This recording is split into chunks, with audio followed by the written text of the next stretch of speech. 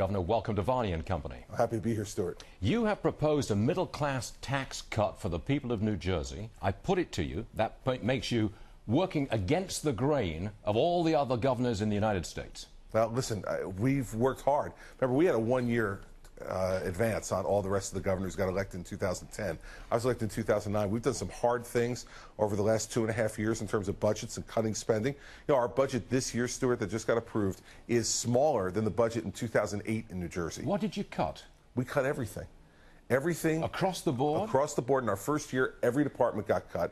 And now we've started to reinvest back in some of the things that are important. K-12 education, help for our hospitals, and higher education.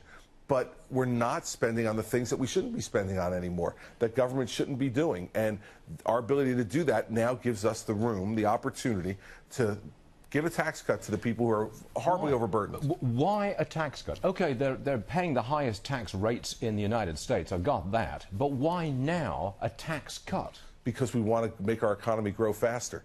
And the way to do that is to put more money in the hands of the people of New Jersey, to have them invest it, spend it as they see fit.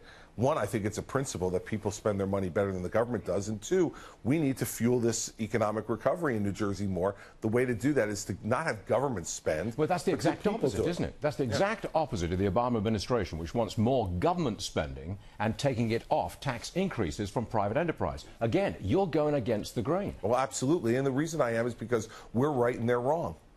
You know, the people of New Jersey are going to be much better stewards of their money than the government will ever be. I say in my town hall meetings all the time to folks, if you want to make sure we don't waste your money in Trenton, don't send it in the first place. And that's what the principle is that we're going on here by giving some people some of their money back. If you had the power and you were at the national level, the federal level, you cut everything across the board in New Jersey, what would you do at the national level in terms of spending cuts? Listen, what I think we'd have to do, Stuart, is follow very closely what Simpson-Bowles has spoken about. Now, I don't agree with everything in Simpson-Bowles, but I will tell you that I think it's a good blueprint for what we need to do. We need to make our tax code simpler and fairer and lower the rates. And on the spending side, we need to get control over entitlements, and we need to make sure that everybody is contributing into the pot of spending cuts so that we can bring our budget closer to balance and stop running these trillion-dollar-plus deficits every year. Can you get elected at the national level cutting entitlements, restricting entitlements, whatever you want to call it? Listen, I think that the American people are ready to hear that message. Really? Yes, I do. When it's your entitlement, when it's money that's coming to you, and more than half the population gets something from the government, if that something is cut, will they vote for that? I think they will. And the reason I think they will is because they know this country is headed towards a financial disaster if we don't. What advice would you give to the governors of California and Illinois, which are... Stop raising taxes. Stop raising taxes. Get tough with your unions, which they have not done, which we've done in New Jersey. We've sat down and gotten very tough with pension and health benefit reforms. They're going to save $132 billion over the next 30 years that we got through the legislature in a bipartisan way and through tough collective bargaining. Where with my state workers this year, I just got a new 4-year contract. You know what the raises are for 4 years, Stuart? 0%, 0%, 1%, and 1.75%. They accepted that? Yes, they did. No strikes? Nope.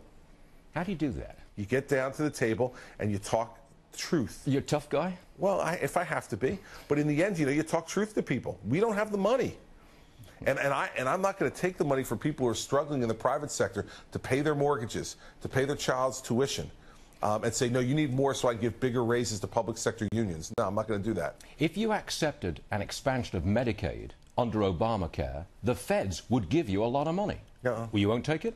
Listen, our problem in New Jersey is that Medicaid is pretty well expanded already under previous Democratic governors. So I have to look specifically at what the Obamacare Medicaid legislation looks like. But I doubt that we can expand Medicaid in New Jersey a whole lot more than we've expanded it now. So you probably join some other governors who say, no, we will not take this expansion of Medicaid. No, we're certainly looking at that, Stuart. We're taking a hard look at it. You're leaning against it. Yeah, and now, listen, the fact of the matter is that we've got to look at this whole thing now in a different way. I hope that we've got 4 months left in Obamacare and that Governor Romney will be elected president and he will wipe the slate clean come January of 2013 and let the states make these decisions. Block grant money to the states in Medicaid. Let us decide how to best manage our affairs state to state. Because I can tell you, what may work in Montana may not necessarily work in New Jersey. And this one-size-fits-all Obamacare approach is the wrong approach from a governmental perspective. It's July the 3rd. Yes, sir. Taking a vacation? We will next week. Beach? Yes. A book? You bet. May I ask which one? Well, I've got a few to choose from. I've got a few to choose from. Political books or thrillers or what? I tend to read political books. I'm finishing up Dick Cheney's autobiography. You never quite get away from it, do you? Well, no. I mean, listen, it's my passion. It's what I love. So you love the job? Sure. I love my job. I love to read about what they're doing. I've got 2 books that I'm working on right now. I'm almost done with Dick Cheney's book, and I'm reading the book on Lyndon Johnson.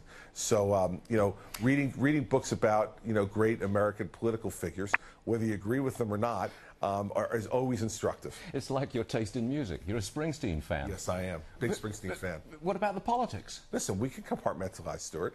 You know, you got to put the politics aside. And he'll give one speech during a concert about his politics. You know, then you just sit there and I meditate a little bit during those. And then we move on to Badlands and Thunder Road and Born to Run, and I'm fine. Are you the guy who stood up and said, "Shut up and sing"? I've never said that to Bruce. I may have thought it, but I've never said it. But I've heard others say it. Governor Christie, thanks so much for being with us on Varney and Company. We appreciate it. Stuart, happy to be here. Thanks, sir.